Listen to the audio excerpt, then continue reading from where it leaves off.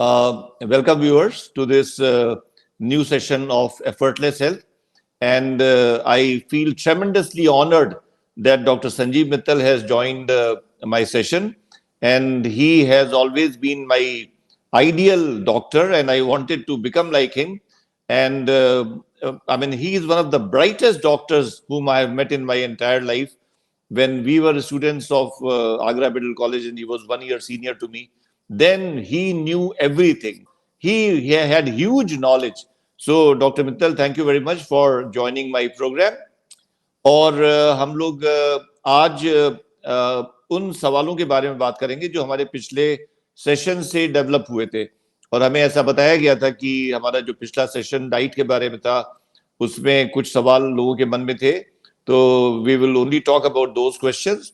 In this program, we are not discussing about any rules to follow. ये जो effortless health का मतलब हमारा ये है कि हर इंसान अपने फैसले खुद लेगा. हर इंसान जो है वो अपने आप से कम्युनिकेट करेगा और वो अपने फैसले खुद लेगा. जो उसको अंदर से करने जैसा लगेगा वो करेगा. लेकिन चूंकि हम लोग के सिस्टम्स करप्टेड हैं, एसेंशियली सबके सिस्टम्स करप्टेड हैं, हमारा भी करप्टेड है, और जो भी मतलब है दुनिया में जिसने भी मनुष्य का जीवन लिया है, सबके सिस्टम्स अंदर से करप्टेड हैं. तो हम लोग उसकी बात करेंगे कि वो क्यों सिस्टम्स करप्टेड है, लेकिन वो है तो उसको हम लोग प्योरीफाई करने की बात करेंगे. तो हमारे जो 15 पॉइंट्स हैं वो सिर्फ उस सिस्टम को डिटॉक्स करने की और प्योरीफाई करने की एक कोशिश है. और फिर जब आपका सिस्टम प्योरीफाइड है तो फिर आपको किसी से राय मशवरा लेने की जरूरत नहीं है. और हर इंसान अलग है, मुख्तलिफ है एक दूसरे से, और जो चीज़ हमारे लिए अच्छी है वो बाकी सबके लिए अच्छी हो, ऐसा कोई ज़रूरी नहीं है. और जो हमारे लिए ख़राब है वो सबके लिए ख़राब हो, ऐसा भी कोई ज़रूरी नहीं है. तो हर इंडिविजुअल का एक इंटरनल प्रोग्राम है, और उसका वो जो इंटरनल प्रोग्राम है वो सब कुछ डिसाइड करता है. और हमने कहा था कि इंटरनली सिर्फ 2 चीज़ें होती हैं. एक तो हमारा डीएनए होता है जिसको हम चेंज नहीं कर सकते, लेकिन हमने ये भी बताया था कि वो बहुत इंपॉर्टेंट नहीं है, क्योंकि जो एपिजेनेटिक फैक्टर्स हैं वो डिसाइड करते हैं कि कौन सा जीन एक्सप्रेस करेगा और कौन सा जीन एक्सप्रेस नहीं करेगा और कब करेगा, ये सारी चीज़ें. तो हम लोग को अपनी ब्लड केमिस्ट्री को ठीक रखना है, और ब्लड केमिस्ट्री विशिएट होती है माइंड की वजह से. तो हमने बताया था शुरू में कि हम लोग का जो एम है वो ये है कि हम लोग एक मेंटल उस डेस्टिनेशन पे पहुंचे जहां पर के सुख और दुख का भेद खत्म हो जाए, जहां पर कि हम कह सकें कि neither I am happy nor I am sad. So that mental state has got many other correlates also. बहुत सी चीजें और भी उसमें समझ में आएंगी. उसमें मतलब जीवन और मृत्यु का भेद भी खत्म हो जाता है. फिर आपको ऐसा लगता नहीं कि मृत्यु में कोई नुकसान है और जीवन से कोई मोह है. तो it's a very exalted state of consciousness which is possible for everybody. और उसके लिए हमने ये 15 पॉइंट प्रोग्राम बनाया है कि अगर हम लोग इस 15 पॉइंट प्रोग्राम पे काम करते हैं तो कॉन्शियसनेस तो वैसे ही चेंज हो रही है, सभी की चेंज हो रही है, और it is not a big issue to change something which is changing itself constantly. तो हम लोग ने उस 15 पॉइंट में पहले पॉइंट की बात की थी कि हम लोग को क्या खाना चाहिए, और उसके बारे में हमें बताया गया कि काफी सारे क्वेश्चंस हैं जो लोगों ने पूछे हैं. तो ये सेशन हम लोग डिवोट कर रहे हैं उन क्वेश्चंस पे.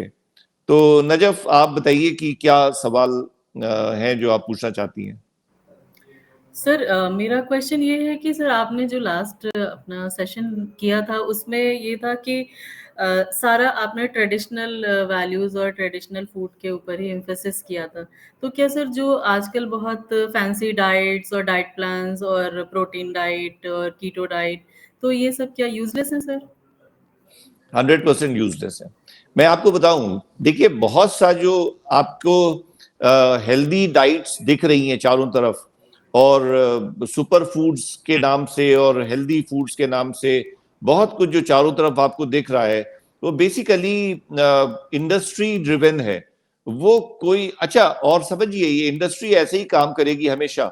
और एक ट्रॉइका है. ट्रॉइका ये है कि हर फील्ड में इनोवेटर्स बैठे हुए हैं. जैसे आप मेडिकल साइंस में तो हम लोग जानते हैं रोज इनोवेशंस हो रहे हैं, नई नई चीजें आ रही हैं और हर फील्ड बदलती जा रही है। तो जैसे इनोवेशंस हो रहे हैं हमारी मेडिकल फील्ड में, वैसे ही फूड इंडस्ट्री में भी इनोवेशंस हो रहे हैं, आर्म्स एंड वेपन्स इंडस्ट्री में इनोवेशंस हो रहे हैं, हर इंडस्ट्री में इनोवेशंस हो रहे हैं। तो फूड इंडस्ट्री में इनोवेशंस हो रहे हैं, और दूसरा जो होता है वो होता है इंडस्ट्री, वो कहता है इनोवेटर से कि तुम इनोवेट करो, हम इसको सारी दुनिया में बेचते हैं। और जो तीसरा सबसे इंपॉर्टेंट इसका वो है पार्ट, वो है कि एक पूरे दुनिया में जनता बैठी हुई है कि तुम कुछ भी नया बताओ और हम करने को तैयार हैं, हम करने को तैयार हैं, हमको नया आइडिया दो और हम उसको फॉलो करेंगे। तो बेसिकली ये पैटर्न है जिस पैटर्न पे इंडस्ट्री काम करती है, और इंडस्ट्री आपकी माइंड स्पेस को ऑक्यूपाई कर लेती है। फिर आप सोचने लगते हो कि हाँ हेल्दी फूड जैसी कुछ होती है। तो मैं आपको बताऊं, मेरी उम्र अब 67 होने जा रही है इस साल, तो हमने तो नहीं जिंदगी में कोई हेल्दी फूड खाया।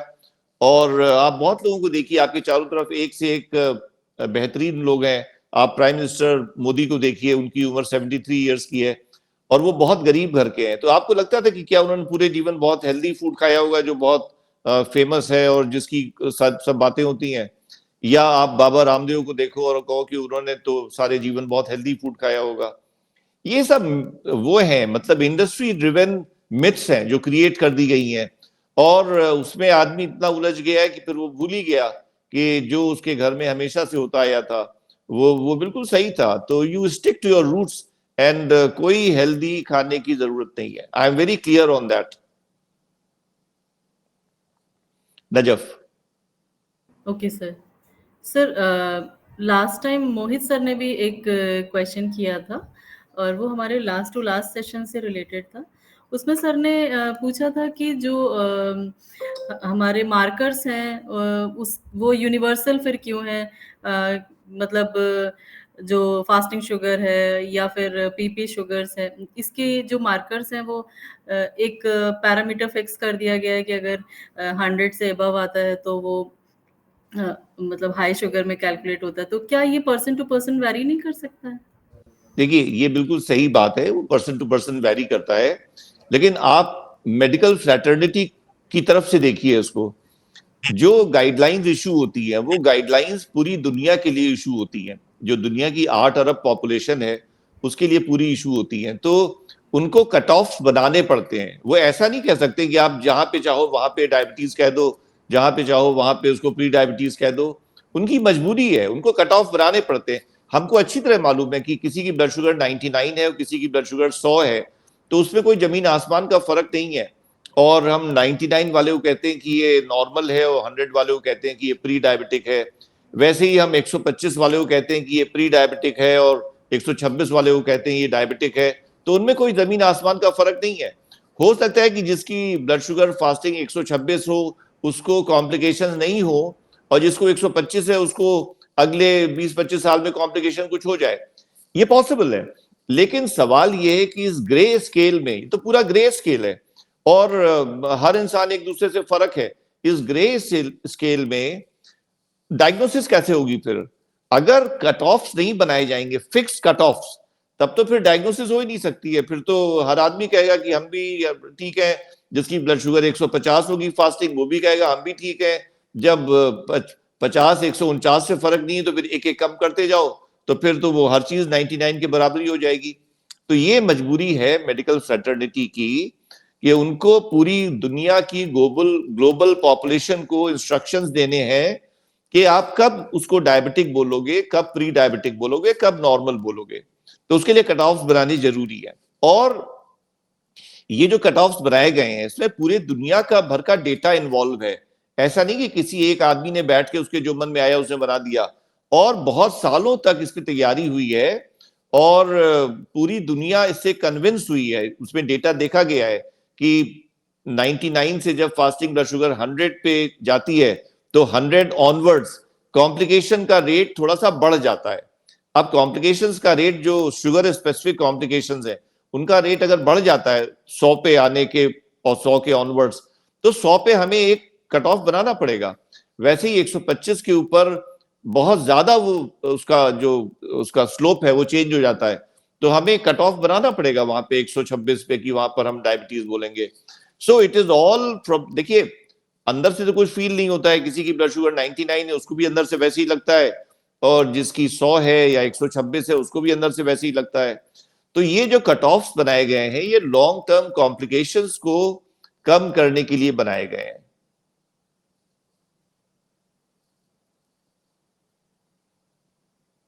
कोई और सवाल भी अभी है मोहित का?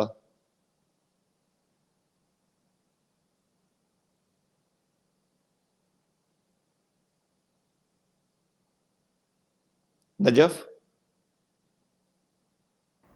यस सर, इन्होंने लिखा है कि एज के साथ भी खाना चेंज भी होता है, वही खाना किसी टाइम के बाद आपके लिए सही नहीं रहता है।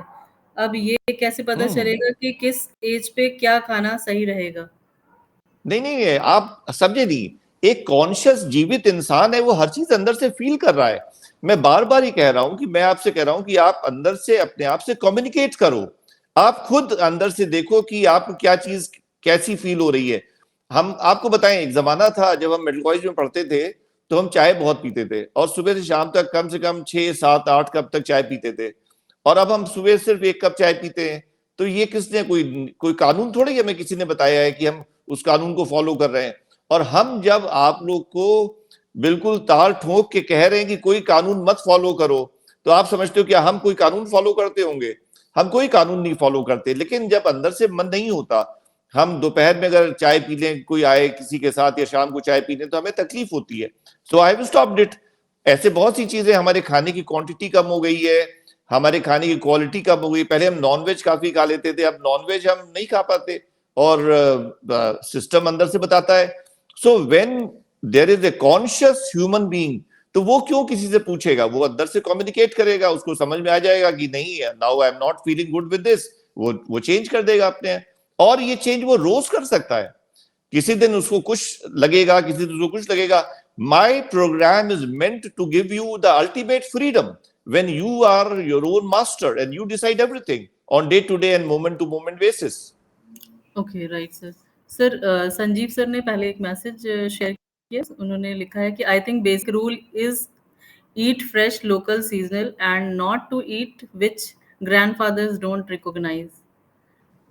नहीं, I'm saying don't follow rules. I mean, why are people sticking to rules? I mean, it looks like there's a very pathological bonding for rules, कि हम रूल्स के बिना नहीं चल सकते। अरे क्यों हम रूल्स को फॉलो करें?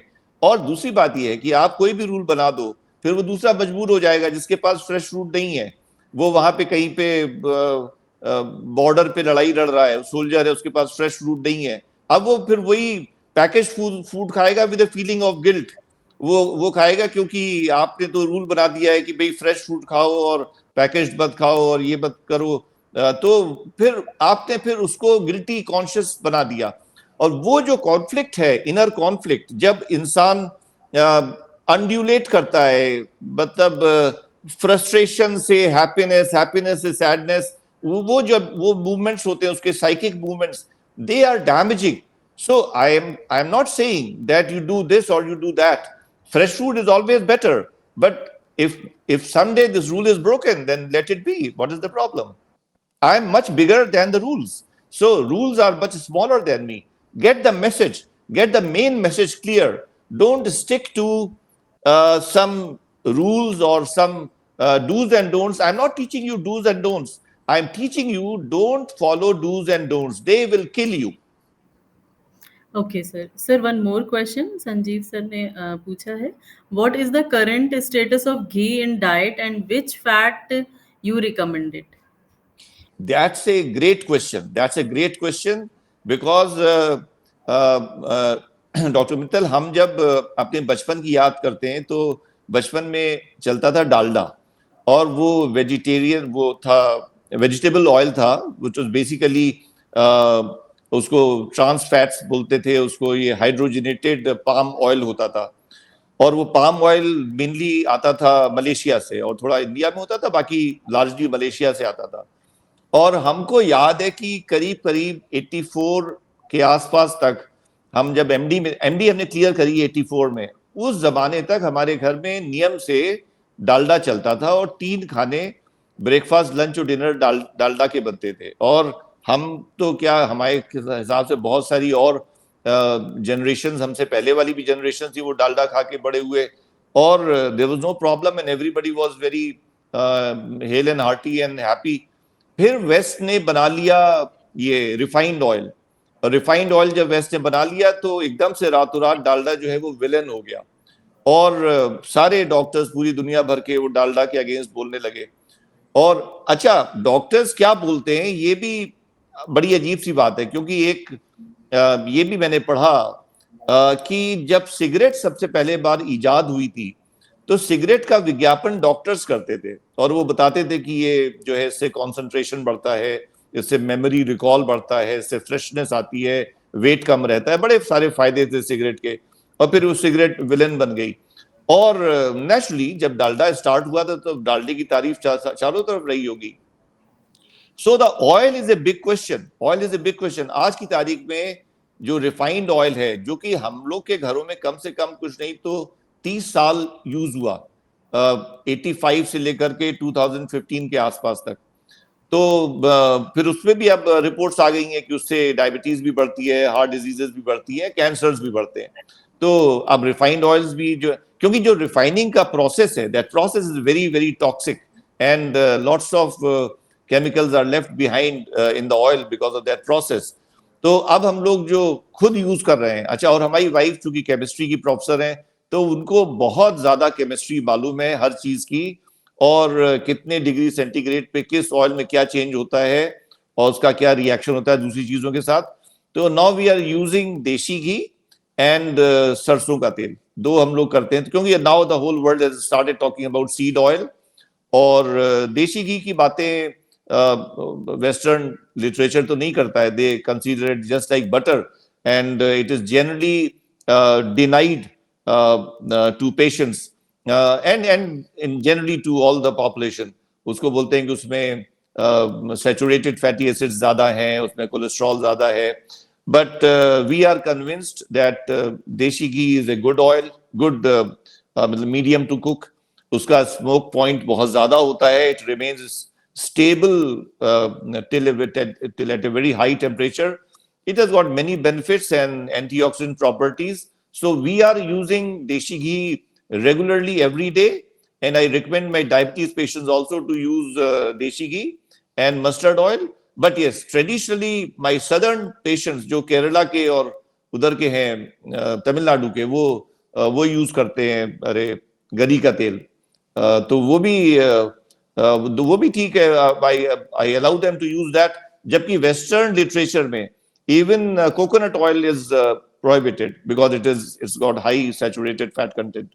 So basically it's a confusing field, but nowadays what we are using, and I'm convinced about that, that deshi ghee and seed oil is the best. Najaf. आपसे क्वेश्चन है अजय कुमार त्रिपाठी सर का। In the last session you said something about genetic mutation which is very interesting, kindly provide more information how it is influenced. तो हम लोग उसके बारे में बात करेंगे। आज तो डाइट के बारे में बातें हो रही हैं, और ये बड़ी इंटरेस्टिंग चीज है कि कोई भी बेटा अपने बाप की फोटोकॉपी नहीं होता है, कोई भी बेटी अपने माँ की फोटोकॉपी नहीं होती है, और कोई भी बच्चे अगर माँ बाप की फोटो को सुपर इम्पोज कर लो तो उनकी फोटोकॉपी नहीं होते हैं। ऐसा नहीं होता है कि फादर को जब जो बीमारी हुई वही बच्चों को हो, और उनकी सबकी अलग अलग लाइफ्स होती हैं। अब जैसे हमारे फादर को 37 की एज में डायबिटीज हो गई थी और हमें तो अभी तक नहीं हुई, तो मतलब ये कोई रूल नहीं है कि जो फादर को के साथ जैसा हुआ वैसा हमारे साथ भी होना चाहिए, ऐसा कोई रूल नहीं है।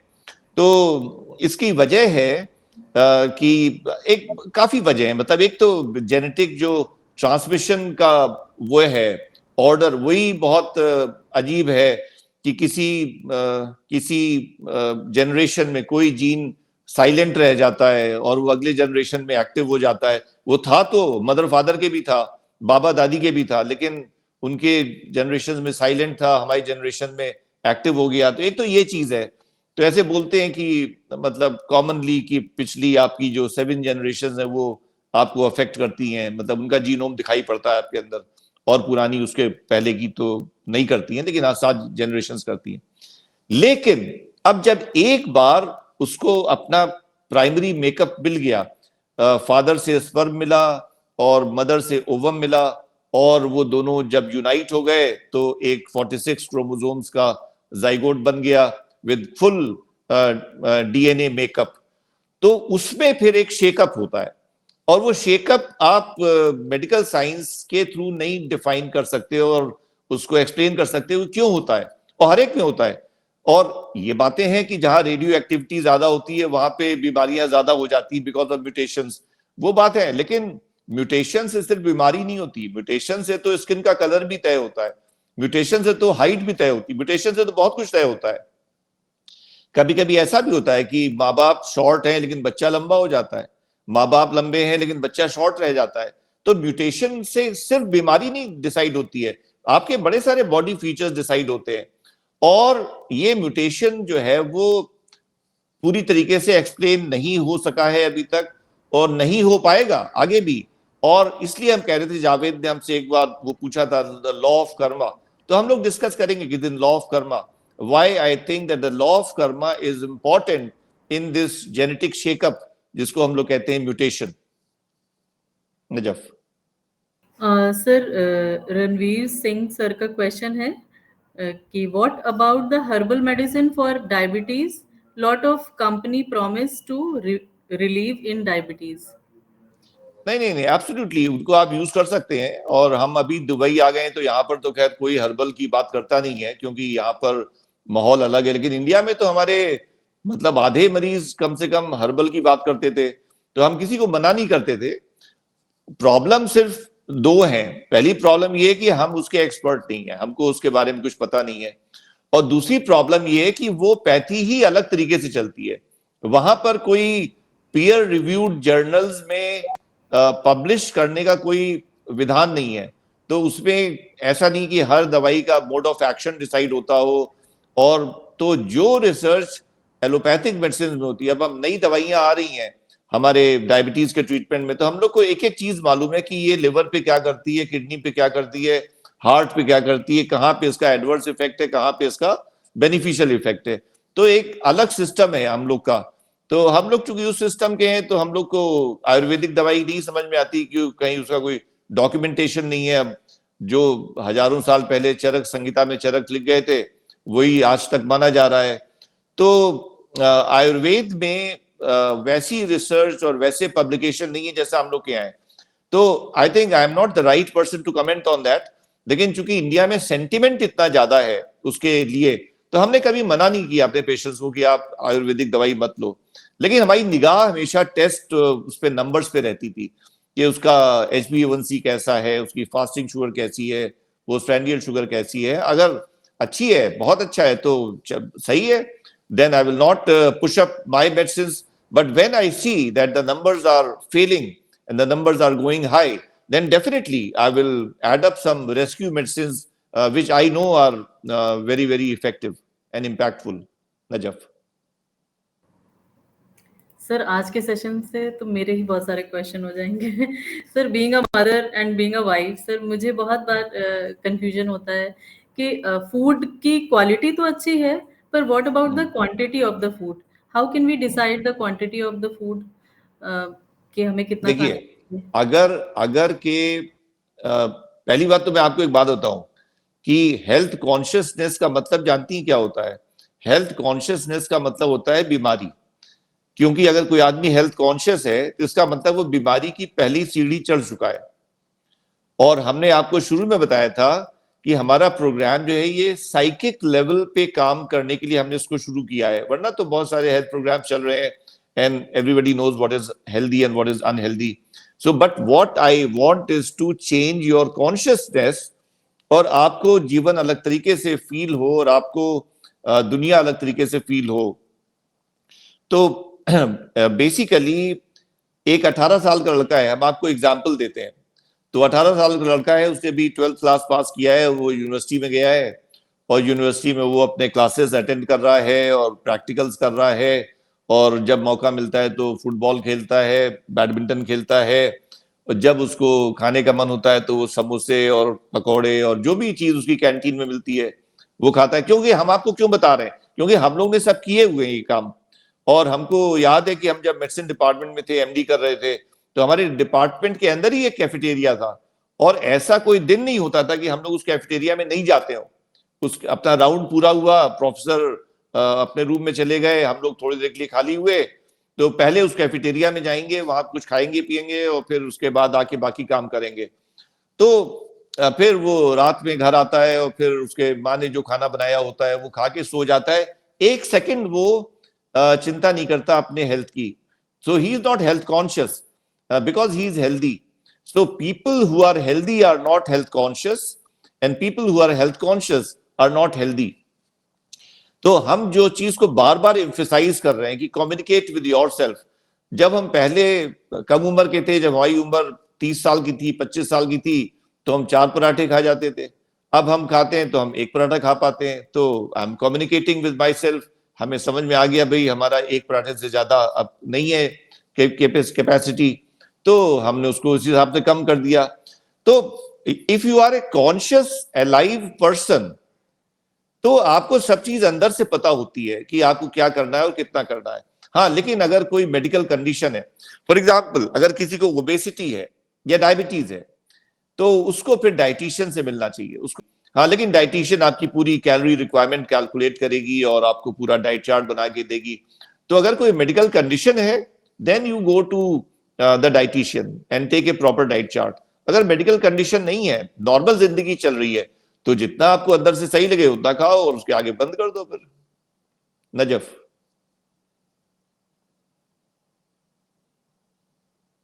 एक क्वेश्चन और है मेरा सर। आजकल जैसे हमारे ट्रेडिशनल मेथड में फास्टिंग होती थी और वो पूरे दिन की फास्टिंग होती थी, और रमजान भी होते हैं जिसमें 30 डेज की फास्टिंग होती है। आजकल एक न्यू टर्म चला है, इंटरमिटेड फास्टिंग। सर आप इसके बारे में क्या बोलेंगे? It's a useless concept. I mean basically to sometimes it may be even harmful also. अभी क्या है, देखिए अभी आपका एक सिस्टम बना हुआ है। एक आदमी सुबह नाश्ता करता है, फिर दोपहर में खाना खाता है, फिर रात में खाना खाता है। उसका एक सिस्टम बना हुआ है पिछले 30 साल से या 40 साल से। और उसको कोई इश्यूज आ गए और वो कहता है कि अब हम इंटरमिटेंट फास्टिंग करेंगे, तो मतलब वो अपने सिस्टम को चैलेंज कर रहा है। देखिए फास्टिंग में क्या होता है, फास्टिंग में आपका सिस्टम एनाबॉलिक मोड से शिफ्ट होके कैटाबॉलिक मोड में चला जाता है। और मैंने आपको आई थिंक ये समझाया था या नहीं समझाया था कि सबसे जो लंबी फास्टिंग होती है नेचुरली हर इंसान की, वो रात में होती है। कि हमने जैसे 8 बजे रात में खाना खा लिया और उसके बाद हमने फिर अपना कोई काम किया, टीवी देखा और फिर रात में हम सो गए, और उसके बाद जब सुबह उठे, तैयार हुए, फिर हमने 8 बजे सुबह नाश्ता किया है, 8:30 बजे किया है, 9 बजे किया, तो ये 12 से 13 घंटे की फास्टिंग अपने आप हो जाती है। और जो खाना हम खाते हैं वो खाना करीब करीब 2.5 घंटे में या मैक्सिमम 3 घंटे में पूरा मेटाबोलाइज हो जाता है। जो उस खाने को जहां पहुंचना होता है वो वहां पहुंच जाता है। तो हम जहां खाना खाते हैं जब हम, तो वो जो फेज है वो डोमिनेटेड होती है बाय इंसुलिन, क्योंकि इंसुलिन उस खाने को मेटाबोलाइज करती है, उसको यूज अप करती है। Insulin is the hormone which increases weight and increases the strength of various organs and muscles। तो उसका एनाबॉलिक एक्शन है इंसुलिन का। और जब वो फेज खत्म हो गई, अब 2.5 से 3 घंटे हो गए, खाना सब मेटाबोलाइज हो गया, अब ऑर्गन्स को शुगर चाहिए। अब रात के 11 बज गए, आप सो गए, अब रात के 11 बजे से सुबह के 8 बजे तक ऑर्गन्स को सबको कॉन्टिन्यूअस ग्लूकोज चाहिए। तो अब बॉडी कैटाबॉलिक फेज में चली गई। अब एंटी इंसुलिन हार्मोन्स प्रिडोमिनेट करेंगे और इंसुलिन जो है वो नीचे चला जाएगा, और वो anti insulin hormones break down करेंगे आपके स्टोर्ड मटेरियल का। तो उसमें जो लिवर में जमा है शुगर, वो भी ब्रेक डाउन होगी, फिर उसका मसल्स का भी ब्रेक डाउन होगा, थोड़ा फैट का भी ब्रेक डाउन होगा, और कुल मिला के पूरी बॉडी में ब्रेक डाउन का फंक्शन चलेगा और वो पूरी रात भर वो करता रहेगा। तो ठीक है, अगर आपका लिवर स्ट्रांग है और सब कुछ सही है, तो you can go through a fasting of 16 hours, 18 hours, 24 hours, even even few days also. अगर सब कुछ आपका बिल्कुल परफेक्ट है, लेकिन अब हम ये अपने डायबिटीज पेशेंट को नहीं कह सकते हैं, क्योंकि उसकी तो प्रॉब्लम्स हैं और उसको हम दवाई भी दे रहे हैं. तो sometimes in patients of diabetes और इवन एजेड पेशेंट्स जो है, उनमें ये प्रॉब्लम कर सकता है. और अल्टीमेटली मैं आपको बताऊं कि the mathematics is how many calories you have taken and how many calories you have spent. आपका मस्कुलर एक्टिविटी कितनी हुई. एक आदमी जो है, वो हमारे कई पेशेंट्स हैं जो यहाँ पे 14 किलोमीटर रोज दौड़ रहे हैं. It doesn't matter at all कि वो 2 बार में खाना खाते हैं कि 3 बार में खाते हैं कि 1 बार में खाते हैं. So it is ultimately the maths of calorie expenditure and calorie intake. हाँ, और एक मैं बात आपको बताऊं कि वो जो सबसे इंपॉर्टेंट चीज है वो है मेटाबॉलिक सेट पॉइंट्स. तो ब्रेन के अंदर मेटाबॉलिक सेट पॉइंट्स होते हैं. तो आपने देखा होगा कभी कि कोई आदमी है वो 2 रोटी खा के भी मोटा हो जाता है और दूसरा है वो 4 रोटी खा के भी दुबला रहता है. तो हमारे यहाँ एक जो डायबिटीज की पैथोजेनेसिस है, तो उसमें 8 चीजें बताई गई हैं कि 8 वजहें होती हैं डायबिटीज होने की. तो उसको जो साइंटिस्ट है जिसने उसको डिस्क्राइब किया था, उसका नाम है डिफ्रॉन्जो, अमेरिकन साइंटिस्ट है. तो डिफ्रॉन्जो ने उसको डिस्क्राइब किया एज एन ऑमिनस ऑक्टेट. तो ऑमिनस ऑक्टेट में उसने न्यूरोट्रांसमीटर डिफेक्ट के बारे में बात करी है.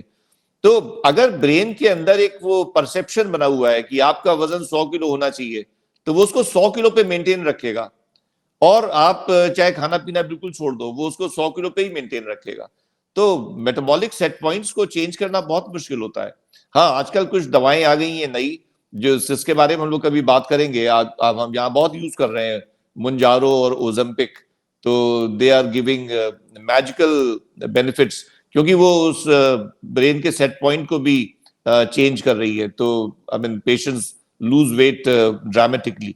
सो अल्टीमेटली ये 3 बातें हैं: calorie intake, calorie expenditure and the set point of the brain. बाकी आप इंटरमिटेंट फास्टिंग करो या नहीं करो, it's not a big issue.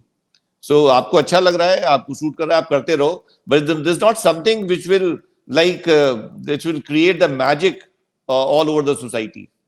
Najaf, we will finish here and then we will catch up on our next meeting with the next point on my 15-point program, that is exercise. In the next meeting, we will talk about exercise or activity. So till then, goodbye and good luck.